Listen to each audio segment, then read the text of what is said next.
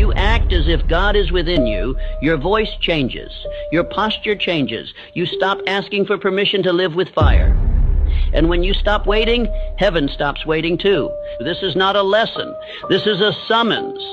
If you are hearing this now, it is because something in you is ready to rise. You have waited long enough. The silence you feel, the restlessness inside you, it is not confusion. It is a call, a divine order echoing from within, commanding you to stop living like you were forgotten. You were not made to shrink. You were not placed here to drift. You were sent, and the one who sent you does not apologize for power. The man who listens with reverence, who studies this again and again until it becomes his new law, he will not just change.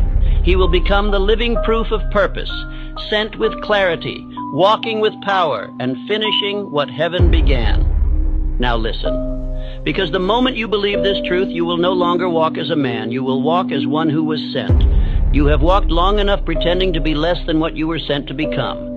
You have bowed long enough to fear. You have hesitated long enough in the shadow of doubt.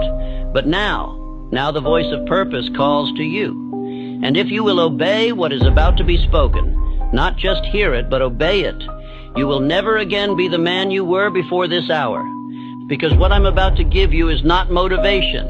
It is law, not advice, instruction. It is the truth of who you are beneath the story, beneath the excuses, beneath the hesitation that the world has taught you to wear. And here is that truth. You were not made small. You were not sent here to drift. You were not placed on this earth to survive. You were sent with power. You were sent with command. You were sent with God Himself written into your spirit. And yet, most men live like intruders in their own life. They apologize for wanting more. They hide their fire. They speak with hesitation, act with delay, and wait to be approved before they move. Not because they lack ability, but because they have forgotten who sent them. And the world prefers it that way. Because the man who walks as if God is within him, that man cannot be controlled.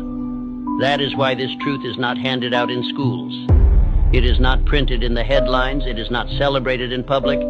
Because when a man begins to think as if heaven lives inside him, he becomes ungovernable by weakness.